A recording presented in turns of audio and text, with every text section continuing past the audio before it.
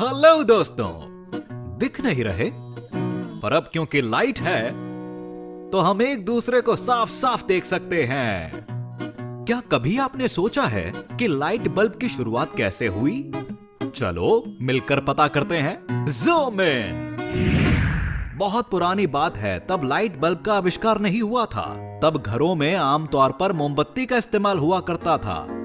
वैसे तो उनका इस्तेमाल आज भी होता है, पर हम तभी करते हैं जब ब्लैकआउट हो। पर मोमबत्तियां बहुत मैसी हो सकती हैं। हालांकि मोमबत्तियां देखने में सुंदर होती हैं, पर साथ ही खतरनाक भी हो सकती हैं। कुछ जलने की महक आ रही है। ओ, ये क्या हुआ? देखा मैं क्या कर रहा था? और इसलिए हमें शुक्रिया कहना चाहिए थॉमस एडिसन को लाइट बल्ब का आविष्कार करने के लिए, जिसने रोशन किया हमारी इस पूरी दुनिया को। मेरा मतलब है जिसकी मदद से हमारी दुनिया जगमगा रही है। सच में थॉमस एडिसन ने, जिन्होंने बल्ब का आविष्कार किया, उन्होंने 1000 से ज्यादा दूसरे आविष्कारों का भी विकास किया था। लाइट बल्ब के अलावा उनके कुछ प्रसिद्ध आविष्कारों में शामिल है वोटिंग मशीन, इलेक्ट्रिक बैटरी और मूवी कैमरा। थॉमस एडिसन पढ़ने में बहुत तेज नहीं थे। उन्हें स्कूल जाने में बिल्कुल मजा नहीं आता था, पर बावजूद इसके वो थे बहुत क्यूरियस और वो हमेशा अपनी मां की देखरेख में साइंस एक्सपेरिमेंट करने के लिए तैयार रहते थे। अपने इनक्विजिटिव स्वभाव की वजह से एडिसन हमारे घरों को रोशन कर सके। असल में इसका सिद्धांत बहुत आसान है। पहले तो इलेक्ट्रिसिटी फिलामेंट में बहती है और फिर जब फिलामेंट ठीक से गर्म हो जाता है तो चमकने लगता है वो, इसलिए रोशनी होती है। पर अपने आविष्कार को लोगों तक पहुंचाने में एडिसन के सामने एक बड़ी अड़चन थी। उन्हें इस बल्ब को काफी ज्यादा ब्राइट और लंबे समय तक जलाना था बिना ओवरहीटिंग के। अपने लाइट बल्ब के लिए सही मैच ढूंढने के लिए एडिसन ने कई तरह के फिलामेंट्स के साथ प्रयोग किए। उन्होंने कॉपर, प्लैटिनम के अलावा आखिर में मेटल के बने फिलामेंट्स भी आजमाए। कई ऑप्शंस आजमाने के बाद आखिरकार बात बन ही गई और एडिसन अपनी ओरिजिनल चॉइस पर वापस लौट आए। सबके बीच कार्बन फिलामेंट को कामयाबी हासिल हुई। ये पर इससे पहले कि वो अपने आविष्कार को सबके सामने लाएं, एडिसन को अपने आविष्कार को जांचकर देखना था कि क्या वो देर तक जलता है। 22 अक्टूबर 1879 के दिन थॉमस एडिसन ने पहला सक्सेसफुल टेस्ट किया लाइट बल्ब पर और फिलामेंट 13.5 घंटे तक पूरी तेजी और रोशनी से जगमगाया और इस तरह से लाइट बल्ब का एक शानदार आविष्कार देखने को मिला। लेकिन दोस्तों, बात पूरी नहीं हुई। मुझे आपको कुछ और मजेदार बातें बतानी है। वो क्या है? Trivia time. एडिसन के बल्ब से पहले 23 लाइट बल्ब्स का आविष्कार हो चुका था। 1809 में सर हम्फ्री डेवी ने पहले इलेक्ट्रिक आर्क बल्ब का आविष्कार किया था और वॉरेन डेला रू ने 1820 में पहली इनकैंडेसेंट लाइट डिजाइन की थी। करीब आधी सदी एक्सपेरिमेंट करने के बाद सर जोसेफ विल्सन स्वान ने लाइट बल्ब बनाया था, लेकिन वो इंडस्ट्रियल नेचर का था, जिसे वेस्टमिंस्टर शहर में सवॉय थिएटर को रोशन करने के लिए इस्तेमाल किया गया। ये दुनिया की ऐसी पहली आम इमारत थी जिसे बिजली से पूरी तरह जगमगाया गया था। एडिसन ने 4700 अलग अलग मटेरियल आजमाए थे परफेक्ट फिलामेंट ढूंढने के लिए, जिनमें दाढ़ी का बाल भी शामिल था। पिछले कई साल में लाइट बल्ब प्रोडक्शन विकसित हुआ है, जिसमें लेटेस्ट हैं मिलेनियल एलईडीज। तो अगली बार जब आप घर में लाइट का स्विच ऑन करें तो आप उसके आविष्कार को जानते होंगे।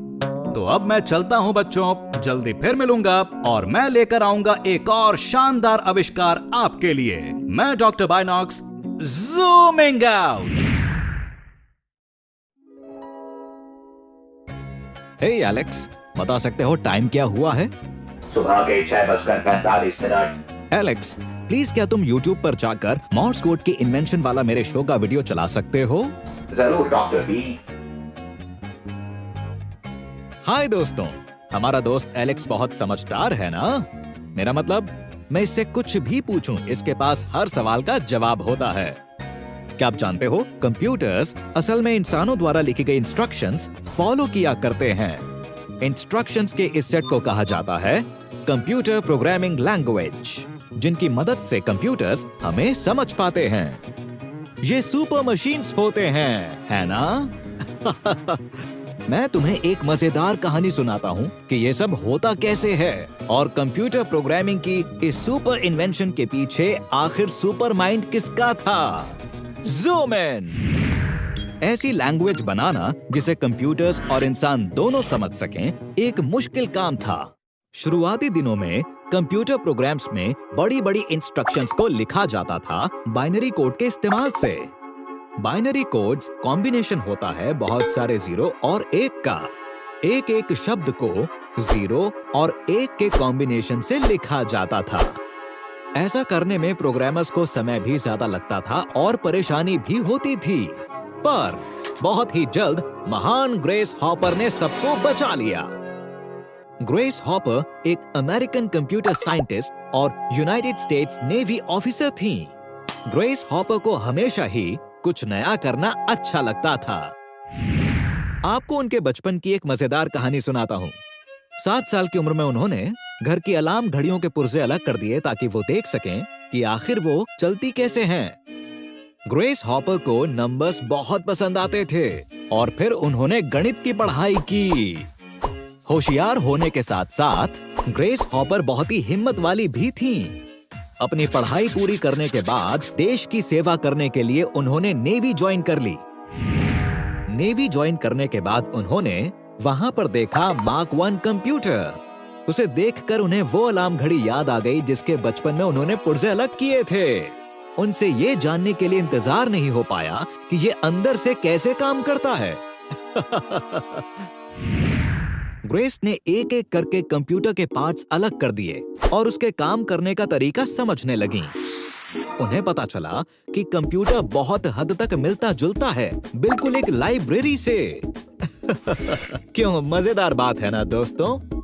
कंप्यूटर में सारी इंफॉर्मेशन एक स्पेसिफिक लोकेशंस में जमा थी और वो भी एक खास ऑर्डर में, जैसे किताबें होती हैं शेल्फ पर। उन्होंने इन लोकेशंस को नाम दिया कॉल नंबर और उन्हें रिकॉर्ड भी कर लिया। अब उन्हें सिर्फ इतना करना था कि कॉल नंबर्स का एक सेट लिखना था, वो भी इंग्लिश में, और कंप्यूटर उन्हें ढूंढ लेगा रिकॉर्ड में से। कंप्यूटर ने ठीक काम किया। इंग्लिश वर्ड्स को डीकोड करके उसने लोकेशन ढूंढ ली और वो किया जो कहा गया था। पहली बार ऐसा हुआ था कि किसी ने कंप्यूटर को इंसान को समझना सिखाया था, वो भी परेशानी और लंबा तरीका इस्तेमाल किए बिना। अफसोस, किसी ने विश्वास नहीं किया ग्रेस पर या उसके इन्वेंशन पर। वो इस पर अड़े रहे कि कोई भी कंप्यूटर इंग्लिश समझ ही नहीं सकता। उनके महान इन्वेंशन को किसी ने छुआ तक नहीं, वो भी पूरे 3 साल तक। लेकिन सन 1952 में सब कुछ एकदम बदल गया। उन्हें हैरानी हुई कि उनके सीनियर ने उन्हें मौका दिया अपने इन्वेंशन को सही साबित करने का। ग्रेस ने मौके को हाथ से नहीं जाने दिया और पहला कंप्यूटर प्रोग्राम पेश किया, जिसे नाम दिया गया A0 कंपाइलर। मार्क 1 के जल्दी ही नए कंप्यूटर्स में बदल जाने से ग्रेस को कामयाबी मिली। उन्होंने A0 के बेहतरीन वर्जन्स बनाए। सबसे अच्छा था B0 और उसी की मदद से डेवलप हो पाई एक प्रोग्रामिंग लैंग्वेज जो है कोबोल। ग्रेस उस टीम की हेड थी जिसने इन्वेंट की कोबोल और फिर वो कहलाने लगी मदर ऑफ कोबोल। कोबोल इस्तेमाल में बहुत आसान और तेज थी। जल्द ही उसने हमारी रोजमर्रा की जिंदगी आसान कर दी। वो बिल बना सकती थी और मुश्किल हिसाब किताब कर सकती थी, वो भी बस कुछ ही पलों के अंदर। अब 60 साल से ज्यादा हो चुके हैं कोबोल का आविष्कार हुए। वो अब भी चल रही है और बढ़ रही है। बल्कि मैं तुम्हें इसके बारे में एक मजेदार बात बताता हूँ। Trivia time. क्या आपको पता है आजकल 80% से ज्यादा बिजनेस ट्रांजैक्शंस कोबोल की मदद से ही की जाती हैं।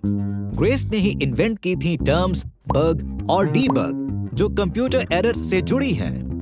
एक दिन ग्रेस का कंप्यूटर ठीक से काम नहीं कर रहा था। क्यूरियस तो वो थी ही। उन्होंने उसे खोला तो अंदर मिला एक कीड़ा। उस कीड़े को अपनी लॉग बुक में चिपकाकर उन्होंने लिखा, पहला असली कीड़ा मिला। मुझे कहना पड़ेगा कि वो उतनी ही मजाकिया थीं जितना कि मैं हूँ। तो देखा आपने दोस्तों, इस तरह से कंप्यूटर्स ने हमारी लैंग्वेज को समझना शुरू किया था। मैं शुरू करने जा रहा हूँ अपनी अगली रिसर्च। जल्दी ही मिलेंगे। चलता हूँ ज़ूमिंग आउट। हाय मेरे दोस्तों, चांद पर पहली बार होकर आने के बाद से हम बहुत आगे आ गए हैं। पर एक पॉइंट पर हमारा पहला मिशन पूरी तरह फेल होने वाला था। और शुक्रिया मार्गरेट हैमिल्टन के सॉफ्टवेयर का, जिसकी मदद से नील आर्मस्ट्रांग चांद पर उतरने में कामयाब हुए। ये बात है 1969 की। आज मैं आपको बताऊंगा मार्गरेट और उनके इन्वेंट किए गए सॉफ्टवेयर प्रोग्राम के बारे में, जो लेकर गया हमें चांद पर। Zoom in. जब मार्गरेट ने शिफ्ट किया बॉस्टन मैसाचुसेट्स में अपने पति और बेटी लॉरेन के साथ, तब उन्होंने कंप्यूटर्स पर काम करना शुरू किया। मार्गरेट ने प्रोग्रामर के तौर पर MIT ज्वाइन की ताकि पति को ग्रेजुएशन करने में मदद मिले। हालांकि सॉफ्टवेयर का कॉन्सेप्ट उस समय बिल्कुल नया था, पर मार्गरेट को लगा उसमें पोटेंशियल है। सॉफ्टवेयर प्रोग्राम्स का एक ग्रुप था जिसने कंप्यूटर को मल्टीटास्क करने के लायक बनाया, वो भी इंसानों की मदद के बिना। मार्गरेट को लगा सॉफ्टवेयर्स कंप्यूटर को बना सकते हैं बेहतर काम करने वाली मशीन। शुरुआत के दिनों में कंप्यूटर्स बहुत बड़ी मशीन्स थे जो कि बस एक बार में एक ही टास्क किया करते थे, लेकिन दुनिया तैयार थी एक बड़ी छलांग लगाने के लिए। शुक्रिया अपोलो प्रोग्राम का, जिसे शुरू किया था JF कैनेडी ने 1961 में। अपोलो प्रोग्राम ऐसा मिशन था जिसका प्लान था आदमी को चांद पर भेजना। स्पेस फ्लाइट अपोलो को साथ में ले जाने थे उन दिनों नए नए बने 2 पोर्टेबल कंप्यूटर्स।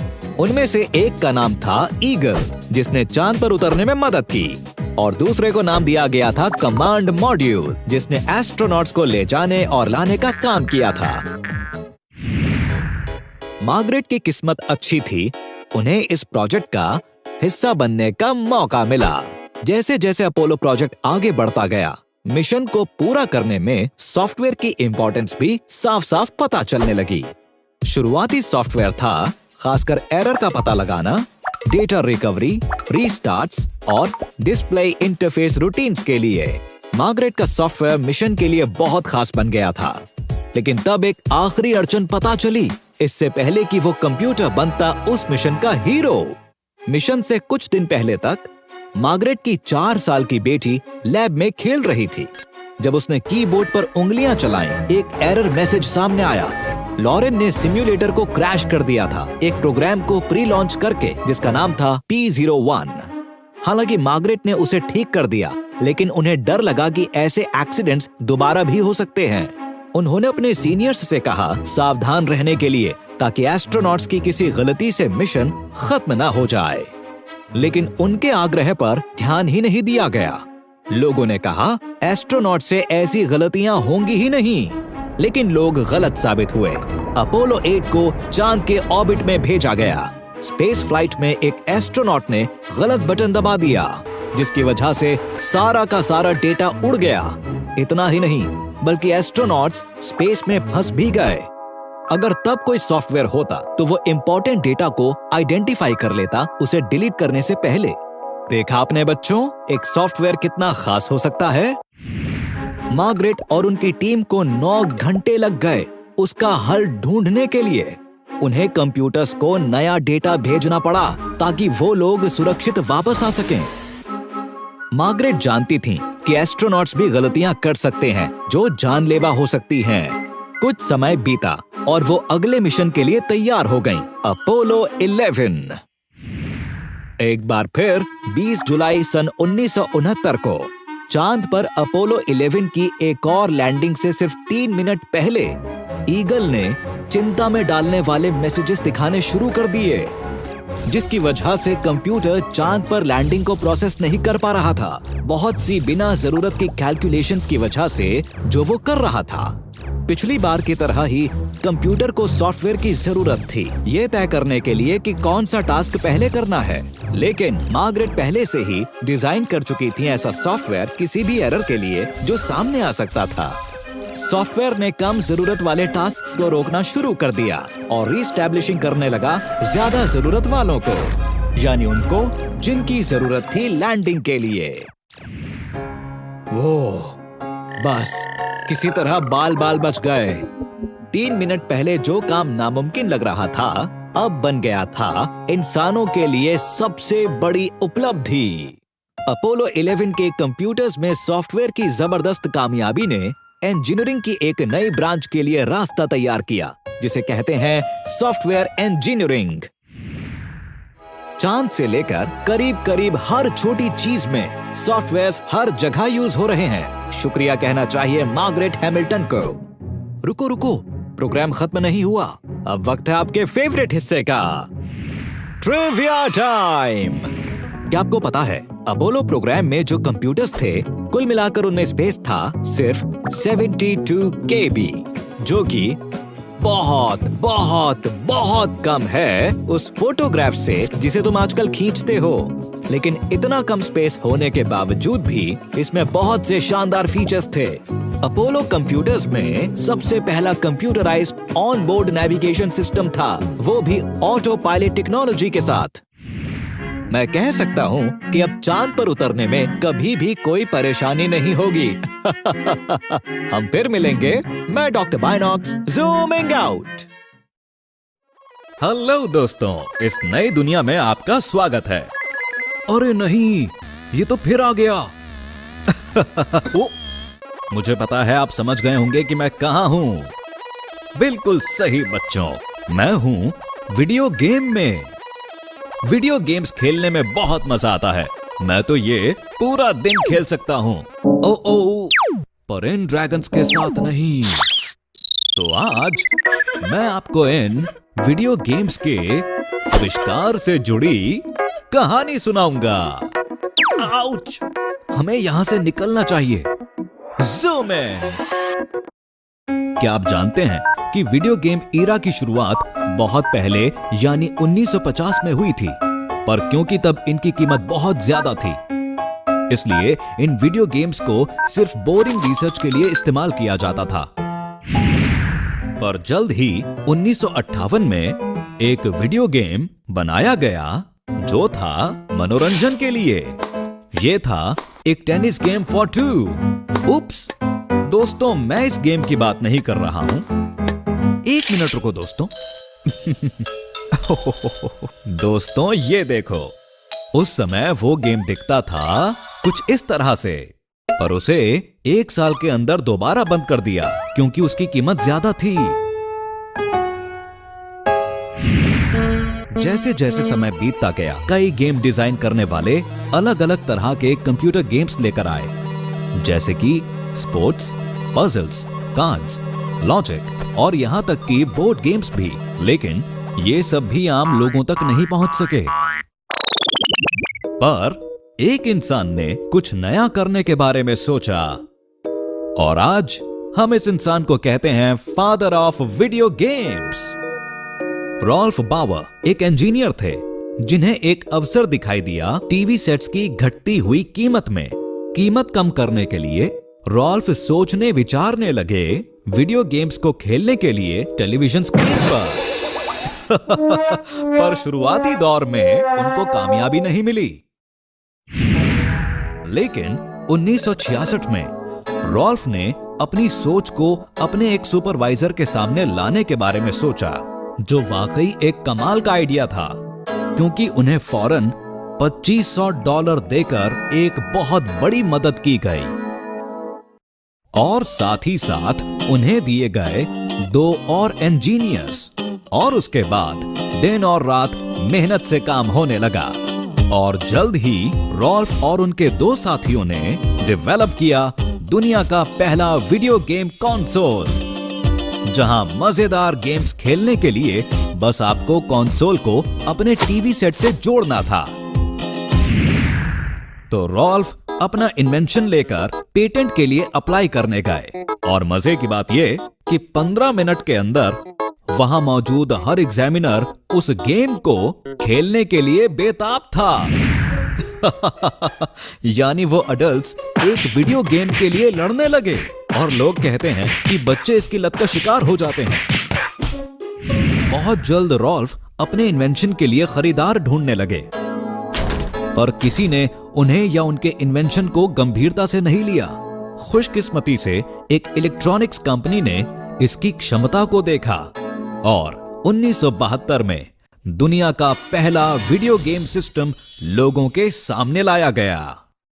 जैसा कि आप जानते हैं वीडियो गेम्स कितने मनोरंजक होते हैं, तो सिर्फ 1 साल के अंदर वीडियो गेम के 1 लाख कंसोल्स बिक चुके थे, जो कि कमाल की बात थी। और 3 लाख कंसोल्स 1975 के अंत तक बिक चुके थे।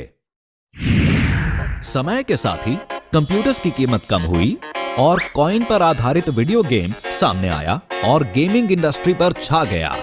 टेक्नोलॉजी ने रात और दिन बहुत तरक्की की और साथ ही होम गेमिंग सिस्टम्स ने भी। और आज तो हमारे पास मोशन सेंसिंग वीडियो गेम्स तक मौजूद हैं। जबरदस्त है ना? हे, मैं ये सब आप जैसे एक्सपर्ट को क्यों बता रहा हूं? लेकिन मुझे पता है, मैं बता सकता हूं कुछ फैक्ट्स जो आप शायद नहीं जानते। Trivia time. वैसे आपने कई बार सुना होगा कि वीडियो गेम्स आपके बच्चों के लिए बुरे होते हैं या वीडियो गेम्स ब्रेन के लिए नुकसानदायक हैं। वेल, एक अच्छी बात बताता हूं कि ये बात एकदम सही नहीं है। शोध से पता चला है कि एक्शन गेम्स खेलने से हमें सही डिसीजन जल्दी लेने में मदद मिलती है। कुछ और बताऊं क्या? इंटरनेशनल वीडियो गेम इंडस्ट्री ने जबरदस्त कमाई की 99.6 बिलियन डॉलर की 2016 में, जो 2 गुने रेवेन्यू से कहीं ज्यादा थी इंटरनेशनल फिल्म इंडस्ट्री के। ये बात जानकर आप हैरान होंगे कि इन गेम्स के कैरेक्टर्स बहुत बड़े स्टार्स हैं हमारे मूवी स्टार्स से। ओ, इसे किसने बुलाया? ओ, बचाओ, बचाओ! अरे मेरी गन कहां चली गई?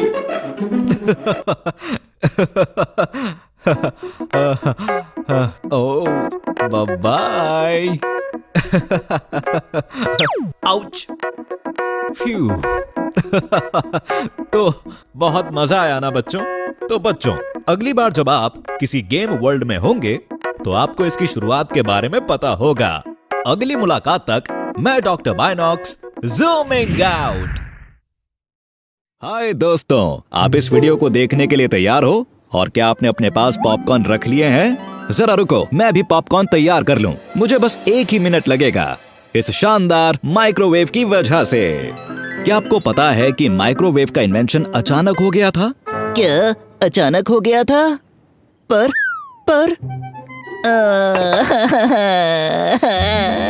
ओ माइक्रो, मैं नहीं चाहता था कि तुम ये सुनो। माफ कर दो, प्लीज अब चुप हो जाओ। लगता है मुझे अपनी हीटिंग थेरेपी लेनी पड़ेगी। ओ हाँ, ये लो, जरा इनको गर्म कर दो प्लीज। मुझे लगता था लोग मुझे पसंद करते हैं। हाँ बिल्कुल करते हैं, वो तुम्हें प्यार करते हैं। यही तो है जो आज मैं अपने दोस्तों को बताने वाला हूँ कि माइक्रोवेव का इन्वेंशन कैसे हुआ। तो आ जाओ, ज़ूम इन। हमारी कहानी शुरू होती है साल 1894 से, जब एक परिवार में छोटे बच्चे पर्सी स्पेंसर का जन्म हुआ मेन में। दुख की बात है कि उसके पिता चल बसे उसके जन्म के सिर्फ 1 साल बाद। तो उसकी माँ ने उसे उसकी आंटी और अंकल को दे दिया पालने के लिए, और उन्होंने उसे अच्छी तरह पाला। ओ, तुम तो बहुत ही क्यूरियस हो छोटे बच्चे, और साथ ही एक्टिव भी, हाँ? सब कुछ सही चल रहा था, लेकिन जब वो 8 साल का था उसके अंकल चल बसे और उसे अपना स्कूल छोड़ना पड़ा घर को चलाने में अपनी आंटी की मदद करने के लिए। उसने अगले कुछ साल स्पूल मिल में काम करते हुए बिताए, उस दिन तक जब उसने किसी से सुना कि पास की पेपर मिल बिजली का इस्तेमाल करना शुरू कर रही है। अरे वाह, अब तो मजा ही आ जाएगा। इससे छोटे नौजवान पर्सी में इंटरेस्ट पैदा हुआ और बिजली के बारे में वो जो सीख सकता था उसने सीखना शुरू कर दिया। इतना ज्यादा कि जब पेपर मिल में नौकरी की भर्ती शुरू हुई तो वो उन 3 लोगों में से एक था जिन्हें मिल में इलेक्ट्रिसिटी इंस्टॉल करने के लिए लिया गया था। और मेरी खुशी का कोई ठिकाना नहीं है। 18 साल की उम्र में पर्सी ने यूएस नेवी ज्वाइन कर ली। ये बदलाव इसलिए आया क्योंकि पर्सी का वायरलेस कम्युनिकेशन में इंटरेस्ट पैदा हो गया था। उन वायरलेस ऑपरेटर्स के बारे में सुनने के बाद जो टाइटैनिक के डूबते समय उस पर मौजूद थे। और बहुत जल्दी मैं रेडार ट्यूब डिजाइन में दुनिया का एक बड़ा एक्सपर्ट बन गया। एक रेडार इक्विपमेंट बनाते समय पर्सी ने नोटिस किया कि उसने अपनी जेब में जो पीनट क्लस्टर बार रखी हुई थी वो पिघल गई। पर मुझे तो जेब में कोई गर्मी महसूस नहीं हुई और इस घटना ने तो मुझ में एक नया इंटरेस्ट जगा दिया है। ऐसा लगा कि मुझे करने चाहिए ज्यादा एक्सपेरिमेंट्स और ज्यादा टास्क्स और ज्यादा एक्सपेरिमेंट्स और इससे मुझे बहुत ही खुशी हो रही थी। तो अगली बार उसने ट्राई किए कुछ कॉर्न कर्नल्स और पॉप। वो पॉप कॉर्न्स बन गए। ये कमाल उसने अपने एक साथी को भी दिखाया, लेकिन इस बार कॉर्न की जगह रखा अंडा। मैं भी ना, मैंने देखा कि वो अंडा फट गया। इससे पर्सी को आइडिया आया कि कॉन्ट्रैप्शन को एक बॉक्स में रखा जाए। 1945 में मुझे पेटेंटशिप मिल गई माइक्रोवेव की, जो उनमें से सिर्फ एक थी मेरे नाम पर हुए 150 पेटेंट्स में से। लेकिन उनका माइक्रोवेव बहुत बड़ा था और वो सिर्फ रेस्टोरेंट्स में इस्तेमाल हो सकता था। जो पहला कमर्शियल माइक्रोवेव था 1972 से पहले नहीं बन पाया और पिछले कई सालों में जैसे जैसे टेक्नोलॉजी बेहतर होती चली गई, माइक्रोवेव हर फूड इंडस्ट्री का एक बहुत ही जरूरी हिस्सा बनता गया और अब ये बन चुकी है घरों में हर रोज काम आने वाली चीज। हे, लेकिन मेरे इस्तेमाल तुम्हारी सोच से कहीं ज्यादा हैं। मुझे दूसरी इंडस्ट्रीज भी इस्तेमाल करती हैं। कॉर्क को सुखाने के लिए ceramics, paper, leather, tobacco, textiles, pencils, flowers, wet books और मैच हेड्स भी। देखा, तुम्हें तो हर कोई पसंद करता है। कितना शानदार इतिहास है ना हमारे कॉमन किचन अप्लायंस का। ओह, ये तो मेरी फेवरेट आवाज है। डॉक्टर बायनॉक्स, अब हम क्या जानने वाले हैं? Trivia time. पर्सी स्पेंसर एक पूरी तरह अपने आप ही सीखे हुए फिजिसिस्ट थे। यहाँ तक कि इन्होंने ट्रिग्नोमेट्री, कैलकुलस, केमिस्ट्री और मेटलर्जी सब अपने आप ही सीखी थी। माइक्रोवेव्स पहले जाने जाते थे इलेक्ट्रॉनिक ओवन्स के नाम से। तो बच्चों, थोड़े पॉपकॉर्न्स तैयार करो और मुझे बताओ माइक्रोवेव में बनने वाला पहला फूड कौन सा था। अगली बार फिर देखना कुछ और फन फैक्ट्स के लिए। मैं डॉक्टर बायनॉक्स, ज़ूमिंग आउट।